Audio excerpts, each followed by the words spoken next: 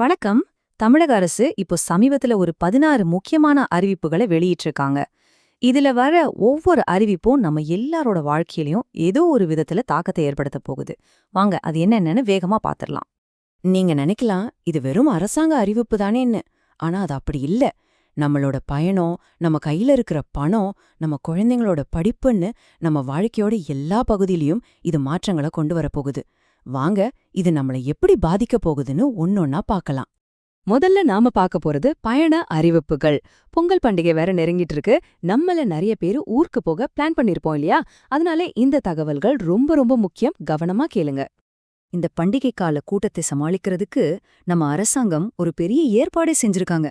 பாருங்க, மொத்தம் 25,433 சிறப்பு பேருந்துகள்.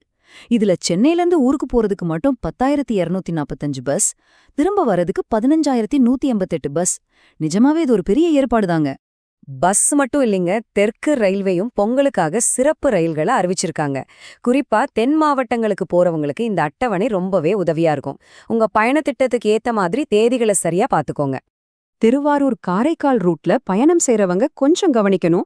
அங்க பராமரிப்பு வேலை நடக்கிறதால சில தேதிகள்ல ரயில் சேவையை ரத்து செஞ்சிருக்காங்க. அதனால நீங்க அந்த வழியா பயணம் பண்றதா இருந்தா இத மனசுல வச்சுக்கிட்டு வேற ஏற்பாடுகளை செஞ்சுக்கிறது நல்லது.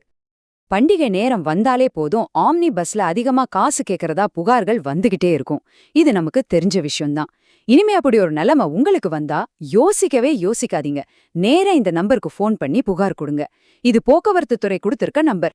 சென்னை மெட்ரோல பயணம் செய்றவங்களுக்கு ஒரு முக்கியமான எச்சரிக்கை. உங்க மெட்ரோ கார்டை ரொம்ப பத்திரமா வச்சுக்கோங்க. ஏன்னா ஒருவேளை அந்த கார்டு தொலைஞ்சு போச்சுன்னா அதுல இருக்கிற பணத்தை திரும்ப வாங்கவோ இல்ல வேற கார்டுக்கு மாத்தவோ முடியாதுன்னு மெட்ரோ நிர்வாகம் ரொம்ப தெளிவா சொல்லிட்டாங்க.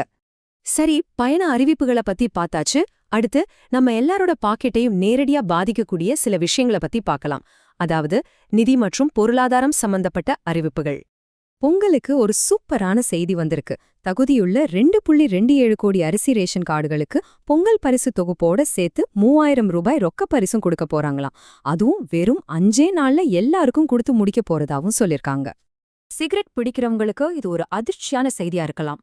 ஒரு புது வரி மசோதா காரணமா சிகரெட் விலை பயங்கரமா ஏறப்போகுது. இப்போ ஒரு சிகரெட் 18 ரூபாய்னு வச்சுக்கிட்டா February 1ஆம் தேதியிலிருந்து அதோட விலை 72 ரூபாய் வரைக்கும் போக வாய்ப்பிருக்கு. இது ரொம்ப பெரிய உயர்வு. புகைப்பிடிக்கிற பழக்கத்தை குறைக்கணுங்கிறது தான் அரசாங்கத்தோட நோக்கம்னு நல்லாவே தெரியுது. உங்களுக்கு பேங்க்ல ஏதாவது வேலை இருந்தா அதெல்லாம் முன்னாடியே முடிச்சுக்கோங்க. ஏன்னா ஜனவரி 25, 26, 27ன்னு தொடர்ந்து 3 நாளைக்கு பேங்க் லீவு. சனி ஞாயிறு விடுமுறையோட சேர்த்து வாரத்துக்கு 5 நாள் வேலை வேணுங்கிற கோரிக்கைக்காக வங்கி ஊழியர்கள் வேலை நிறுத்தமும் பண்றாங்க. சோ பேங்க் வேலையெல்லாம் சீக்கிரம் பாத்துருங்க. அடுத்ததா நம்ம மாணவர்கள் மற்றும் இளைஞர்களுக்கான சில முக்கியமான அறிவிப்புகளை பார்க்கலாம். இதுல சில முக்கியமான தேதிகளும் புது வாய்ப்புகளும் இருக்கு. மாணவர்களே, இந்த தேதிகளை கண்டிப்பா நோட் பண்ணி வச்சுக்கோங்க. முதலமைச்சரோட திறனாய்வு தேர்வுக்கு விண்ணப்பிக்க கடைசி நாள் ஜான்வரி 10. இளைஞர் விளையாட்டு விழாவுக்கு பதிவு செய்ய கடைசி நாள் ஜான்வரி 21. அப்புறம் CUET நுழைவுத் தேர்வுக்கு விண்ணப்பிக்க ஜான்வரி 30 கடைசி நாள். கடைசி நிமிஷம் வரைக்கும் காத்துட்டு இருக்காதீங்க, சீக்கிரம் அப்ளை பண்ணிடுங்க. இது நம்ம ஆட்டம் 2026 முதலமைச்சரோட இந்த இளைஞர் விளையாட்டு விழாவில் கலந்துக்கிறது ரொம்பவே சுலபம். இந்த 3 ஸ்டெப்ஸை ஃபாலோ பண்ணா போதும். வெப்சைட்க்கு போங்க, ரெஜிஸ்டர் பண்ணுங்க, அவ்வளோதான். இளைஞர்களோட உடலையும் மனசையும் ஆரோக்கியமா வச்சுக்கிறதுக்கு இது ஒரு நல்ல முயற்சி. பள்ளி பாடத்திட்டத்துல சில மாற்றங்கள் வரப்போகுது. இதுல ஒரு சுவாரஸ்யமான விஷயம் என்னன்னா, இந்த மாற்றங்களை பத்தி நம்மகிட்டயும் கருத்து கேட்க போறாங்க. அதாவது டீச்சர்ஸ், ஸ்டூடெண்ட்ஸ், பெத்தவங்கன்னு எல்லாரோட கருத்தையும் கேட்க போறாங்களாம். சோ நீங்க சொல்றதுக்கும் இங்க ஒரு மதிப்பு இருக்கு. கடைசியா பொதுமக்களையும் நம்ம உள்ளூர் நிர்வாகத்தையும் பாதிக்கக்கூடிய சில அறிவிப்புகளை பாத்திரலாம். முதலமைச்சர் உங்கள் கனவை சொல்லுங்கள் அப்படின்னு ஒரு புது திட்டத்தை ஆரம்பிச்சு வச்சிருக்காரு. இது ஒரு பெரிய திட்டம். அதாவது அரசாங்க அதிகாரிகளே நம்ம மாநிலத்துல இருக்கிற 1.91 கோடி குடும்பங்களோட வீட்டுக்கே வந்து அவங்களோட தேவைகள் என்ன, எதிர்கால கனவுகள் என்னன்னு நேரடியா கேட்க போறாங்க. மக்களோட நேரடியா தொடர்புல இருக்கணுங்கிறது தான் இதோட நோக்கம். புதுக்கோட்டை மாவட்டத்துல இருக்கிறவங்களுக்கு ஒரு அப்டேட். அங்க 2 உள்ளாட்சி அமைப்புகளுக்கு ஸ்டேட்டஸ் உயர்ந்திருக்கு. கந்தர்வக்கோட்டை இனி பேரூராட்சி, பொன்னமராவதி இனி நகராட்சி. இது சம்பந்தமா பொதுமக்களுக்கு ஏதாவது கருத்து இருந்தா அத சொல்றதுக்கு 6 வாரம் டைம் கொடுத்திருக்காங்க. திருவள்ளூர் மாவட்ட மீனவர்களுக்கு ஒரு முக்கியமான அறிவிப்பு.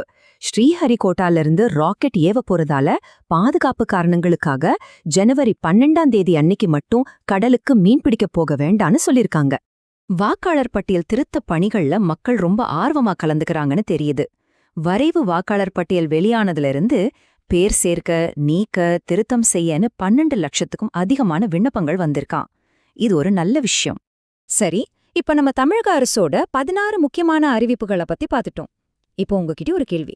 இந்த எல்லா மாற்றங்கள்ல எது உங்க வாழ்க்கையில பெரிய தாக்கத்தை ஏற்படுத்த போகுதுன்னு நீங்க நினைக்கிறீங்க? பயண விதிகளா, இல்ல அந்த பொங்கல் பரிசு பணமா, இல்ல சிகரெட் விலை உயர்வா? மறக்காம உங்க கருத்துக்களை கீழே சொல்லுங்க. இந்த விளக்கத்தை முழுசா கேட்டதுக்கு ரொம்ப நன்றி.